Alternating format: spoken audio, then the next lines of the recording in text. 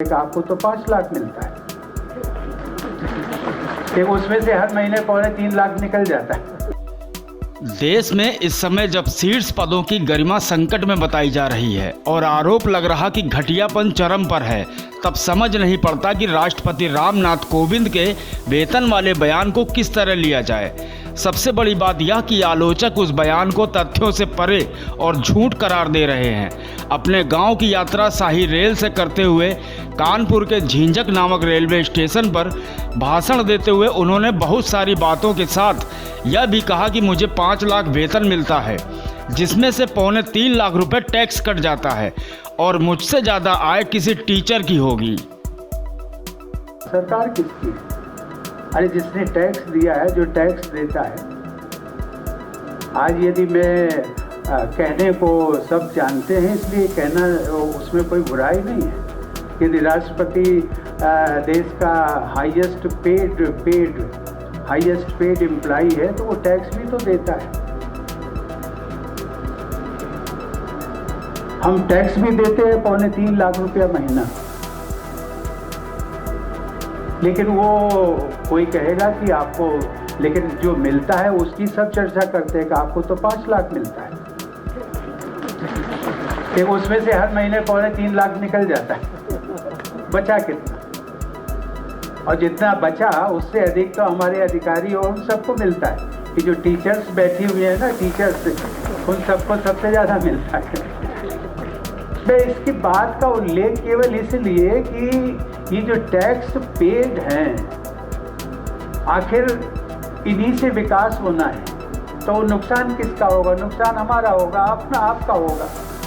कहीं न कहीं धैर्य दे करके, कहीं न कहीं आवेश में, ये मैं राजनीति की बात नहीं करता हूँ, संवैधानिक पद पर हूँ, लेकिन मेरा किसी राजनीतिक दल से संवैधानिक पद पाने के बाद लगाव नहीं। मेरे लिए हर, चाहे वो कांग्रेस हो, बीजेपी हो, जेडीयू हो, समाजवादी हो, बीएसपी हो, हर राजनीतिक दल। और मुझे कभी कभी संतोष होता है कि शायद मेरे से जो दूसरे दलों के लोग हैं वो ज़्यादा आत्मीयता और प्यार करते हैं। मैं इस बात का केवल उल्लेख इसलिए किया कि राजनीतिक दल आते हैं, विकास की बात करते हैं, सब कुछ करते हैं, अपने उसमें उनका स्वार्थ भी होता है, देश क्षेत्र का भी स्वार्थ है, आपका भी स्वार्थ है, देश का भी स्वार्थ है।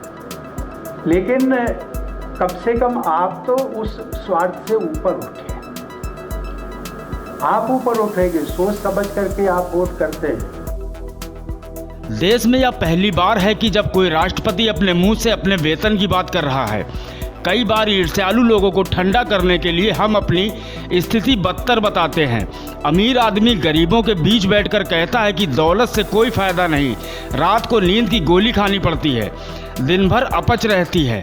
अगर इस भावना के तहत भी उन्होंने यह बात कही तो इतना तो कहना होगा कि ये बात किसी राष्ट्रपति को शोभा नहीं देती। सबसे बुरी बात यह है कि इसमें झूठ का पहलू लोगों ने ढूंढ लिया है।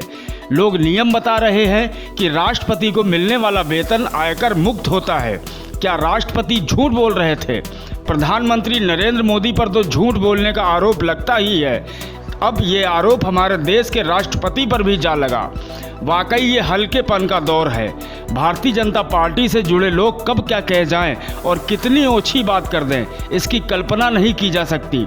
भोपाल की सांसद प्रज्ञा ठाकुर ने शहीद हेमंत करकरे को शहीद मानने से ही इनकार कर दिया था। यह तो उनकी शहादत का और देश का भी अपमान है। क्या राष्ट्रपति पगार की खातिर बना जाता है? क्या राष्ट्रपति बनने वाला आदमी नौकरी करता है, उसे वेतन नहीं मानदेय मिलता है? अगर हिसाब लगाने बैठें तो रामनाथ कोविंद ने जिस रेल से यात्रा की उसके भाड़े और इंतजाम पर कितना खर्च हुआ होगा, जिस राष्ट्रपति भवन में वे रहते हैं उसके रख रखाव पर कितना खर्च होता है, उनकी सुरक्षा पर और उनके मुफ्त खाने पीने रहने पर कितना लगता है। क्या राष्ट्रपति भवन में सब्जी लेने उनका नौकर उनसे पैसे लेकर जाता है या उनके घर का कोई आदमी झोला लेकर बाजार जाता होगा? इस पद को पैसे से जोड़कर देखना बहुत ही ओछे मन और ओछे मनुष्य द्वारा ही संभव है। जंजवार के लिए ब्यूरो रिपोर्ट, उत्तर प्रदेश। न गोदी मीडिया न विरोधी मीडिया, न इसकी मीडिया न उसकी मीडिया।